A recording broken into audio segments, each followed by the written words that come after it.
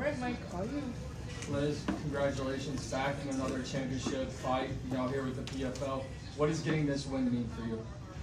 It means a lot for so many different reasons. For one, like I said, when you are the first defeat on somebody who had a flawless record, you put doubt in their mind and you start to silence all the people that had doubts about you.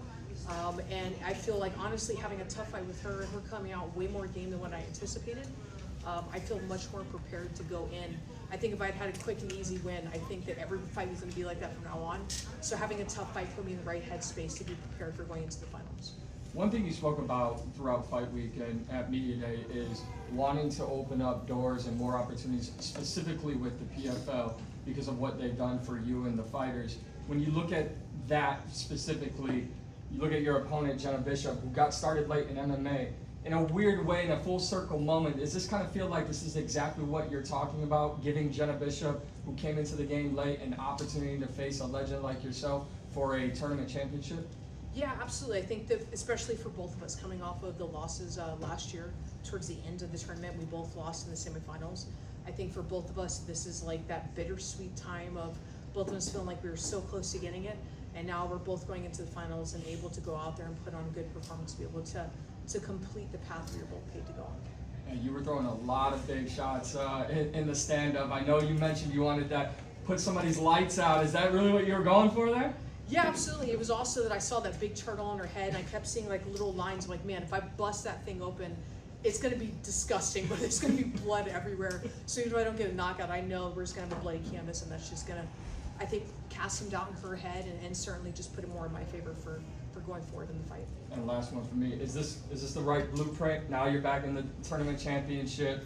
You mentioned let's finish this year out and then on to super fights, possibly at 135 next year? Yeah, absolutely. I really want to have those talks with PFL.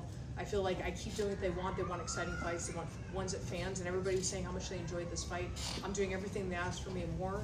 So I feel like, come on, if I'm doing my part, let's get that 135 division going, because there's a lot of really talented women that were 145ers and 135ers that don't have an opportunity, that can't possibly make it to 125, and we can put on some really exciting matches at 135. Congratulations. Good luck in the championship. Thank you. The legend does it again. Congratulations, my friend. Thank you.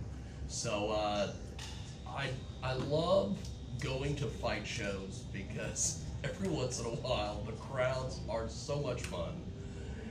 When you walked out there and then you started fighting, I felt like I was watching like Hogan and the Iron Sheik, because they started these USA chants. What is that like for you when you go somewhere and you're fighting someone from another country and the marks do that basically? I've been in other countries where the entire stadium is cheering for the other fighter. I've been where they're cheering for America, and honestly, I feel like that's such a hard place because, for one, America's known for being the land where we give opportunities to everyone. Right? We're such a melting pot of so many different ethnicities and so many different backgrounds. It's really hard to go America because at any moment you can decide, like, I want to be, an American citizen. So it's like, hey, everybody's from somewhere. So it's really hard to be like, man, I know what that feels like. So to me, it's not about like America versus Brazil or America versus anywhere else. It's just about us going out there. She was a game opponent. I was just excited to have somebody that we were both willing to throw down and be like, all right, let's go. Now, when you were going at it with her, towards the end of the fight, when did you know you had won the decision?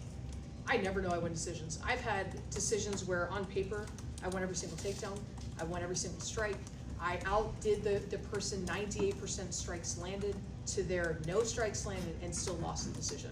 So to ever think that I win a decision, I never ever think that I have a chance winning a decision. So what do you think is your biggest strength going into the finals? Biggest strength is that, one, I can fight in both stances, and I think that's something that she's really not accustomed to. I know that on the ground, that's where she feels strong, but I know I can still trouble her there. And I just think striking-wise that she doesn't have the chin like my previous opponent did.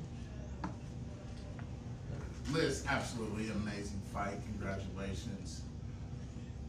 Being in that fight tonight with Elora, and you talk about bucket list finishes. You didn't get a bucket list finish like you wanted to.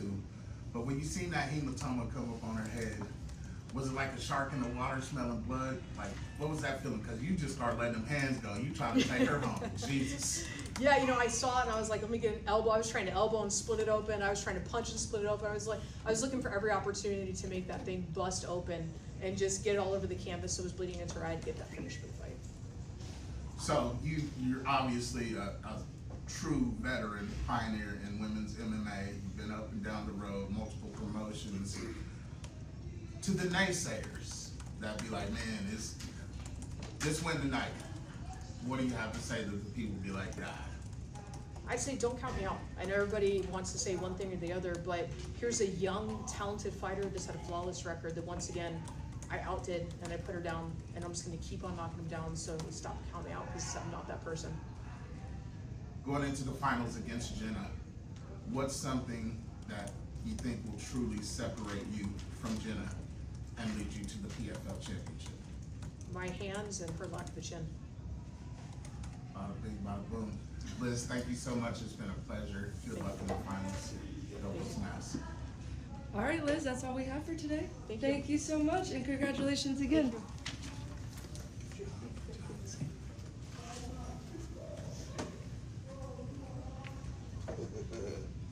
How's everybody doing? You start right now? Yes. Yes.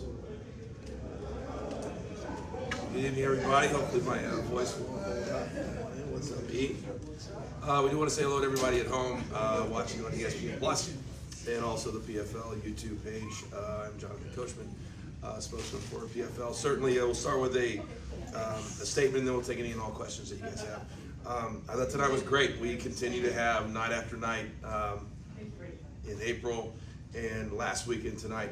And we gotta start right at the top. Gadzhi, whenever you put somebody in the main event against a big name like Kevin Lee, we really didn't know what was gonna happen. Kevin Lee came in the best shape of his career. And we completely confident, and we really thought it was gonna be a banger of a fight. And Gadzhi told me on Wednesday, he said, Coach, this thing's gonna end in the first round. He goes, I'm too fast, I'm too good, I'm too strong. And I think you could argue that right now he is the #1 fighter in the PFL, and certainly we're going to back him. And then I thought the other performances tonight was Alves continues to prove that not only was it not a fluke against Leandro in April, but he absolutely took out Jake Hadley today, who obviously went viral in April. So that was an incredible performance, and we're super excited about Alfie Davis because he had to dig down deep tonight. And I think if we're looking at it, it's probably going to be Alfie Davis and Gadzhi in the main event coming up in August. So those were the three guys tonight I thought were really, really good. So we'll open up for questions. Anything you guys have, we'll answer them right now. Coach, I know you know how the results went, but I'm just going to name off the names. Gadzhi Rabadanov, Liz Carmouche, Marcirley Alves, Alfie Davis, Justin Wetzel, Jena Bishop. Yep. What those names don't have is a UFC background, meaning they've really established themselves here in the PFL. And when you look towards the long-term future, the blueprint for what the tournament is, for what the PFL wants to do, how much pride do you have seeing those names now cemented in the championship? A lot. We've been very open. I've been very open since we kind of changed the guard around here this year, that we don't want to be an organization anymore that just is a place that UFC fighters come when their contracts are finished. And you meet with all the fighters like I do every single fight week, and more fighters are saying, I'd rather have a legacy here like a Thad Gene last week and become the face. Because let's be honest, right now you have an opportunity. If you win this world tournament, you can become a #1 contender. You can fight for a world championship. And that's how, if you continue to be successful, you're going to make a lot of money and you're going to make a name for yourself. And I think with everything changing right now with social media and the attention worldwide, and that's really what we're doing as well, is spreading the attention all over the world. I mean, we couldn't have 6 better winners tonight. And I've said all along, I would love to have 6 young kids, but having some OGs too, like Liz Carmouche and Jena Bishop's kind of in the middle of that. It's very important to us, and we're not going to hide from that, 100%. There seems to be a lot of pride from the fighters this year about getting their opportunity to build their resume here in the PFL. And when you look at what the World Tournament was made to do, I think Liz Carmouche and Jena Bishop is the perfect example for it. Not only do you have a legend and Bellator champion, but somebody like Jena Bishop who got late into MMA, Yeah. and they're fighting for a tournament championship. Isn't this the beauty of what you guys are planning to do? It was, and I'll be honest with you, I was not completely on board when we announced we were going to do the World Tournament instead of the season, and I've completely flipped on that because I've learned from the fighters, and almost every single fighter has told me, we love this because it makes us go in there and be aggressive. And you see when the fighters lost tonight, how much it devastated them because they understand what's at stake. And I think one thing we want to do with fighters now, I tell them all the time, lean into your brand within the brand.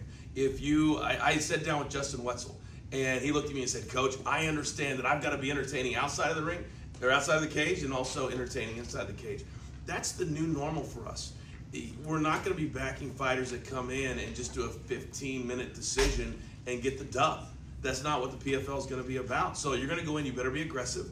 And it doesn't mean that a wrestler can't be entertaining, but if you do that, you're not going to be brought back. You're not going to be booked again. And just because you lose in the World Tournament doesn't mean that your year is over also. We've seen a lot of guys the last 2 weeks that have lost in the World Tournament come back. And then we saw it tonight with a couple of fights that weren't even in the World Tournament because they understand this is an opportunity. And at one point, the UFC was at their beginning. That's how I look at the PFL right now. Like, we've had 6 or 7 years to get it right. We've got unbelievable people here now, and I think the fighters are seeing it because we're promoting them. Our social media team is unbelievable, and it feels like we're out everywhere. And then tonight, I guarantee in the next 2 days, you're going to see all 6 of these fighters completely promoted, and all over the world, you're going to know exactly what they did. And so it's awesome to me that the fighters see it, and they verbalize it, they vocalize it, because that's all we're trying to do, and it's a lot of fun to be a part of. Well, you do have one more semifinal event coming up next week in Chicago, but throughout 6 weeks of tournament action, 4 in April to this month, what has been your biggest takeaway, and what do you think the PFL is taking away the most from this change in format? How aggressive the fighters have been. You know, in the first round we had 21 finishes in 32 fights. How positive the fighters have been. How devastated the losses have meant to certain fighters, because I think they're starting to see now. And tonight, Mando Gutierrez is a great example. You know, he's so entertaining. He's got so much going on outside the smart cage. He was devastated after he lost because he understood that he had an opportunity and he went out there and just didn't have any energy, did not perform well. And I think that's what the fighters have to understand. I think for too long, Mike, we have just said, oh, they have a name, or they have a 5-fight winning streak, and it's all by decision. And I'll go back and look at all these fights where all the different, it's like decision. And so the biggest takeaway for me is the fighters understand, I've got to be aggressive. Because you can still win when you lose, but you can also lose when you win, if you know what I mean. So I think for the PFL too, we realize that bringing a lot of good people, there's what I call levels to this game. And I think you're seeing it on social media with our production. You're seeing we've got a brand new director, producer this year that came from Fox and other networks. There's a reason that it looks a lot better. There's a reason that it is a lot better. So those are my 2 takeaways. Last one for me. I know Gadzhi closed the show in amazing fashion, but if you dig deeper into what this fight week was for the PFL, for Justin Wetzel specifically, he had a true battle on the scales with the weight cut, and he even told us here backstage that he was compromised tonight. And when you hear that and you see the performance he put on, the message to other fighters is right behind you, one shot at greatness, and I think Justin Wetzel displayed that. He did. I wish everybody could have seen what he went through, and Mando did too. They both had a really, really hard weight cut. For Wetzel, it was 18 pounds in 2 days. Now, with that being said, we're hard graders, or I'm a hard grader. And was that an exciting fight tonight? I would say no, if I'm being honest. There was a lot of just laying on top of Mando. Mando didn't have a lot of energy also. And so these fighters have got to figure it out, because it's great that they come in and dig deep and win, but I also want to see entertaining fights. Right? You've got to be able to do both. And weight cut's part of the game. So I'll give them all the credit in the world, but between now and August, he's got to figure that out so he doesn't have to cut 18 pounds, and then he doesn't have to look like me, after it's just the fight. So, but I give him a lot of credit for sure. Thank you. Yep. So, Coach, it's an honor to see you once again, sir. Good to see you. With this tournament and just the whole presentation of PFL and everything you guys are doing, one of the things that I'm impressed with is that you guys get these guys over, Yep. and then they get themselves over. Yeah. Is that done by design so you can stand out out there. 1,000%. We have a lot of people that work here now that have a WWE background. Yeah. And I think you can see that. Our digital team is amazing. Yeah. Almost every one of them worked in the WWE. Yeah. We have a couple other really important positions here that came from the WWE. And I think sometimes when you're talking about real fighting, fans and people that work in the industry say, well, you can't have a storyline, or you can't create a character, you can't do that. It's got to be, and I can't stand robots. You know, in golf, I work in golf, it's the same thing. These guys start when they're young, but you've got to be entertaining. And so I think, and what's nice is that with my background and how long I spent in the WWE, a lot of these fighters were fans of mine. So we sit there and we talk, and we can be honest with them.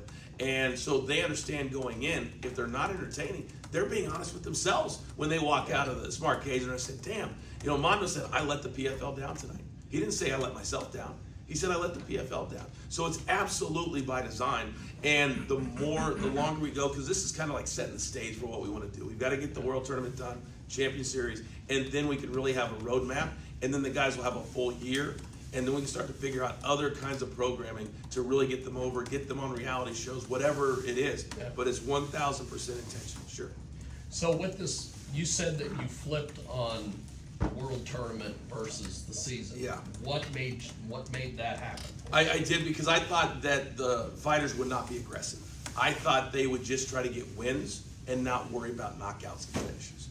Because in the season, you had, well, if I lost the first one, I still had a chance to get a 6-point knockout in the second one, so they were forced to be aggressive. I couldn't have been more wrong.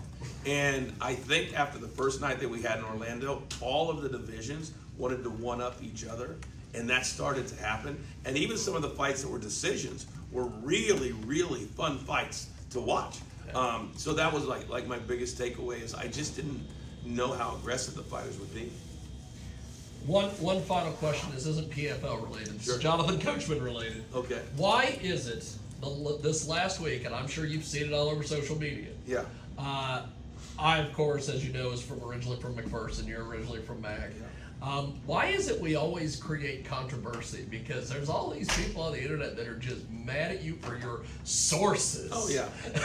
They're also mad because most of the time, if they give me a little time, I'm usually right. Which, by the way, has happened this week because things are starting to go that direction. Interesting. But interesting you would say that. I've been right every single time this year. Yeah. And wrestling fans, you know, I've been around them for a quarter century, just about, whether I was in. And they're all marks. Yeah. In my opinion. And I think in they're negative a lot of time. A lot of fans are negative, and they don't want me to be right. They don't want a lot of us to be right. But I treat this as entertainment. I started when I was 23 years old. And so to me, is this serious? Yeah, there's people's livelihood on the line. But if we want to put, next time we come, put more butts in those seats, we have to be entertaining. Yeah. And so for me, if I can throw out, there's a lot of times I'll say stuff that's intentional. I'll be honest with you. Because in the wrestling and MMA community, it's not life or death. Yeah. And then sometimes it's fun to see them lose their minds. And then it's even more fun when you're right.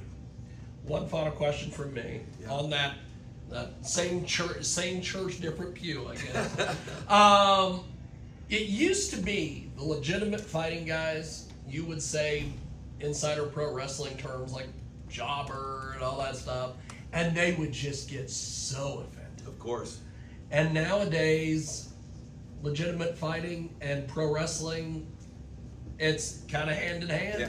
Well, it helps that you have one big company that owns both when you're talking Yeah. UFC and WWE. But also with us, the one thing that I have been impressing on everybody here is let's not look over there. Let's look what's in front of us. And once we start having a little bit of momentum, then you can start to bring up those terms and you can start to talk. Because I know with Jason Jackson, Thad Gene, Mando, all these guys, we sit there with the interviews that I do with them on Wednesday, and all they want to do is talk about wrestling.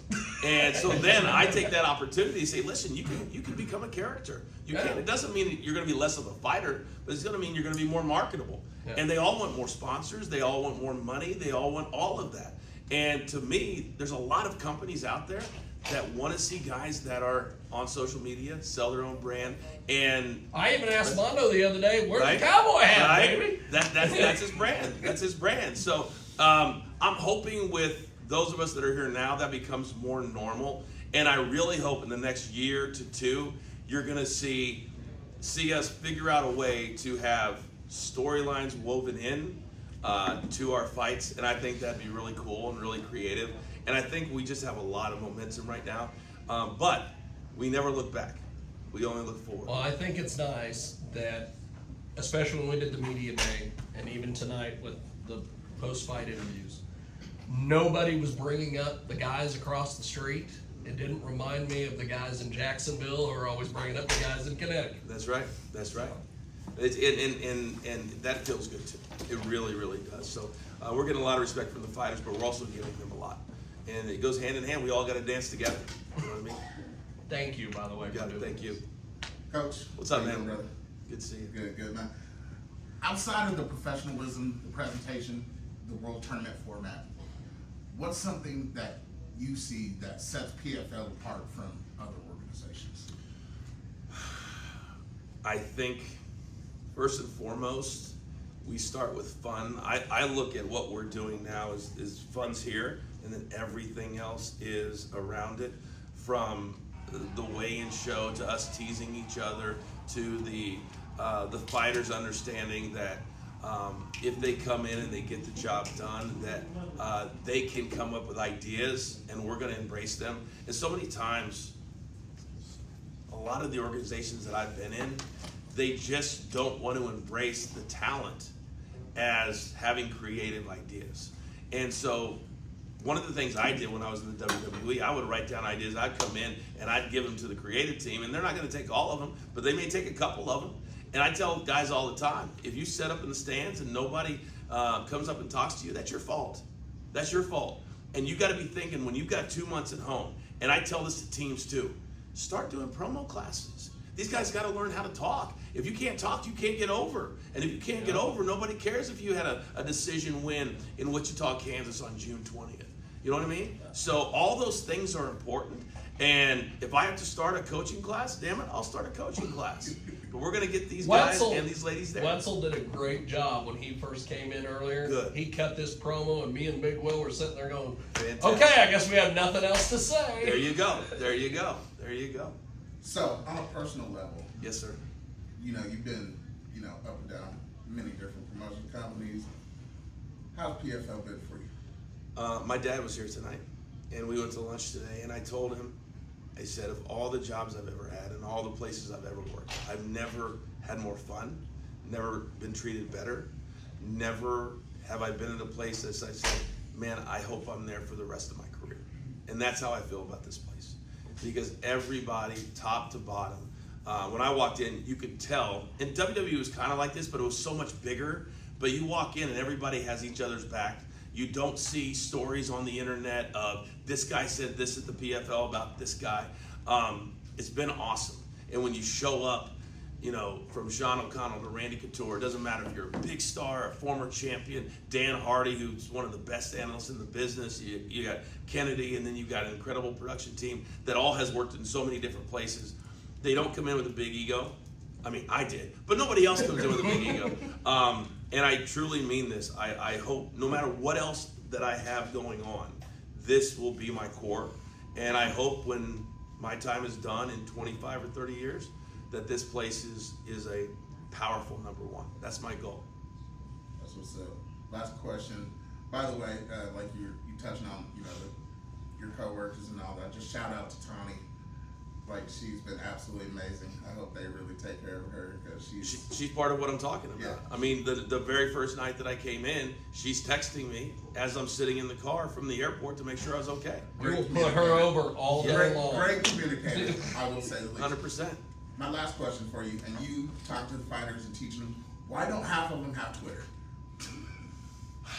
We were trying to tag them on socials so here's tonight, the deal. baby, I think I got nothing. my gut is they're always in the gym, and their coaches teach them, you got to focus. You can't have the distractions. We saw Tyrese Halliburton last night said, I haven't looked at social media unless I looked at WWE. So I think that for fighters, especially when they're in camp, you've got 6 or 8 weeks where you've got to really focus on what you're doing. And social media, to be honest with you, because I have my own shows, I use it to push it out. I rarely interact anymore because a lot of people want to be negative. But my guess is that, but they need to have it to push their content out. not necessarily to interact. Yeah, that was my whole thing. I was just like, a lot of them, I was like, where are their brands at? Like, Yeah. you know, a bunch of them got Instagram, but a lot of people. But they've never worked for organizations that helped them before. See, You got to support them. Yeah. You know what I mean? So that's just one thing I hope when you do talk to them, like, teach them. You know, We will. Yeah, We will. Build your Thank you. brand. Build your brand up. 100%. One, Yeah. one final question. Yeah. You just learned about a hot spot the other day? Well, you gotta understand when I'm doing a show, there's certain things I say. No, to be honest with you, I did. Oh, okay. Yeah, this guy right here was. Because I thought you were just, I was No. watching that and I'm like, oh, you're working people. No, I wasn't working people at all. I had never used the hotspot until this week. 100% on my kids. Swear to God. Amazing. Swear to God. Anybody else? You want to talk to the world champ? All right. Thank you guys very much. We really appreciate it. Thank Have a great time. Thanks, Coach. You got it. Thank you.